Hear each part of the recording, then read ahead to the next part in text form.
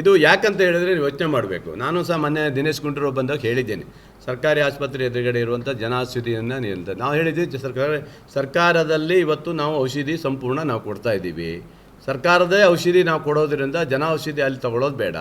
ಪಕ್ಕದಲ್ಲಿ ಇನ್ನೇನಾದ್ರು ಸ್ವಲ್ಪ ಆ ಕಾಂಪೌಂಡ್ ಹತ್ರ ಎಲ್ಲರೂ ಒಂದು ಕಡೆ ಮಾಡಿದರೆ ಅವ್ರು ಯಾರಿಗಾರು ಬೇಕಾದರೆ ತೊಗೊಳಕ್ಕೆ ಅವಕಾಶ ಇದೆ, ಮಾಡಿಕೊಡಿ ಅಂತಲೂ ನಾವು ಹೇಳಿದ್ದೀವಿ. ನಮ್ಮ ಇದರಲ್ಲೇ ನಾವೇ ಫ್ರೀ ಕೊಡೋದ್ರಿಂದ ಮತ್ತೆ ದುಡ್ಡು ಕೊಟ್ಟು ಯಾಕೆ ತೊಗೊಳಕ್ಕೆ ಹೋಗ್ಬೇಕು ಅವರು? ನಮ್ಮದೇ ಫ್ರೀ ಇದೆ, ನಮ್ಮದೇ ಔಷಧಿ, ಎಲ್ಲೂ ಬಿಲ್ ಕೊಡೋಂಗಿಲ್ಲ, ಏನೂ ಕೊಡೋಂಗಿಲ್ಲ, ನಮ್ಮದೇ ಫ್ರೀ ಇದೆ, ಬೇಕಾದಷ್ಟು ದುಡ್ಡಿದೆ. ನಮ್ಮ ಆರೋಗ್ಯ ರಕ್ಷಾ ಕಮಿಟಿಯಲ್ಲಿ ದುಡ್ಡು ಇರುತ್ತದೆ, ಅದರಲ್ಲಿ 25-30 ಲಕ್ಷ ರೂಪಾಯಿ ಎಕ್ಸ್ಟ್ರಾ ಇರುತ್ತೆ. ನಮಗೆ ಒಂದು ವೇಳೆ ಶಾರ್ಟೇಜ್ ಬಂದರೆ ಹಾಕ್ಲಿಕ್ಕೆ ಅವಕಾಶ ಇದೆ. ಹಾಗಾಗಿ ನಮ್ಮ ಆ ಥರ ಹೇಳಿರ್ತಾರೆ. ಬಿಟ್ಟರೆ ನಾವೇನು ಮುಚ್ಚಬೇಕು, ಮೋದಿಜಿಯವ್ರು ಕೊಟ್ಟಿದ್ದು ಮುಚ್ಚಬೇಕು ಅನ್ನೋದು ನಮಗೇನು ಪ್ರಶ್ನೆ ಇಲ್ಲ. ಕರ್ನಾಟಕದಲ್ಲಿ ನಾವು ಸ್ಯಾಟಿಸ್ಫೈ ಆಗಿ ಕೊಡ್ತಾಯಿದ್ದೀವಿ ಮಾತ್ರೆಗಳನ್ನು, ಎಲ್ಲವನ್ನೂ ಕೊಡ್ತಾ ಔಷಧಿಗಳನ್ನ. ಆದರೆ ಅದನ್ನು ಬೇರೆ ಕಡೆ ಎಲ್ಲ ಮಾಡಿದ್ದಾರೆ ನೋಡಿದೆ, ಬೇರೆಯವರೆಲ್ಲ ಒಂದೊಂದು ಅಂಗಡಿ ಮಾಡ್ಕೊಂಡಿದ್ದಾರೆ. ಆ ಥರ ಮಾಡಿದರೆ ಅವ್ರಿಗೆ ಒಳ್ಳೆಯದು ಅನಿಸ್ತದೆ ಅಷ್ಟೆ. ಯಾರು ಏನು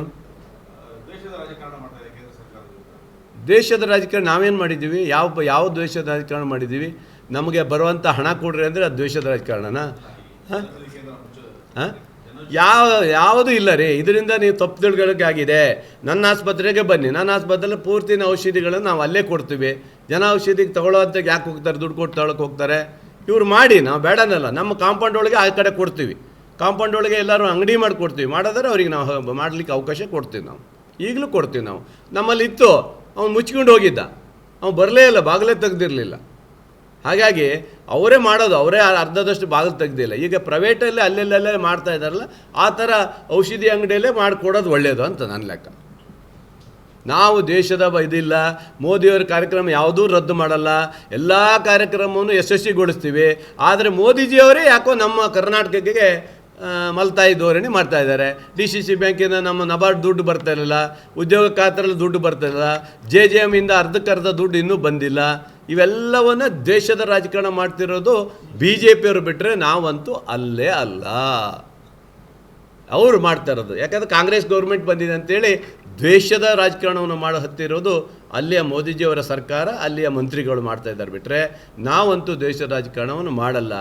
ಯಾವುದೇ ಹಿಂದೂ, ಮುಸ್ಲಿಂ, ಕ್ರೈಸ್ತ ಅಂತ ತಿಳ್ಕೊಳ್ಳೋ ಪ್ರಶ್ನೆಯೇ ಇಲ್ಲ.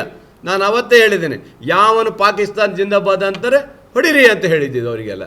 ಅದಕ್ಕೆ ಯಾವ ಕಾನೂನು ಇಲ್ಲ, ಏನೂ ಇಲ್ಲ. ನಾವು ದುಬೈ ಥರ ತರ್ರಿ ಅಂತ ಹೇಳಿದ್ದೆ. ಯಾವುದು ಈ ಇದರಲ್ಲಿ ಇದೆಯಲ್ಲ, ದುಬೈ ಆ ಕಡೆ ಕಂಟ್ರಿಯಲ್ಲಿ ಇದೆಯಲ್ಲ, ಆ ಥರ ತರ್ರಿ, ಒಳ್ಳೆ ಕಾನೂನು ತರ್ರಿ ಅಂಥವ್ರಿಗೆಲ್ಲ ಚಿರಚೇತನ ಮಾಡುವಂಥ ಕಾನೂನು ತಂದರೆ ಇನ್ನೂ ಒಳ್ಳೆಯದು. ಎಲ್ಲ ಜನ ಸ್ತಬ್ಧ ಆಗ್ತಾರೆ ಅನ್ನೋದಿದ್ದು. ಅದು ತರೋಕ್ಕಾಗುತ್ತೆ, ತರ್ಬೇಕು. ಕೇಂದ್ರ ಸರ್ಕಾರ ತರಕ್ಕೆ ಹೇಳಿ, ನಮ್ಮದೇನು ತಪ್ಪಿಲ್ಲಪ್ಪ, ನಾವೆಲ್ಲ ರೆಡಿ ಇದ್ದೀವಿ. ನಾವು ಯಾವುದೇ ಮುಸ್ಲಿಂ ಪರವಾಗಿ, ಕ್ರಿಶ್ಚಿಯನ್ರ ಪರವಾಗಿ ಯಾವುದೂ ಇಲ್ಲ. ನಾವು ಎಲ್ಲ ಸರ್ವ ಜನಾಂಗದ ಪರವಾಗಿ ನಮ್ಮ ಸರ್ಕಾರ ಇದ್ದೀವಿ ನಾವು ಇವತ್ತು.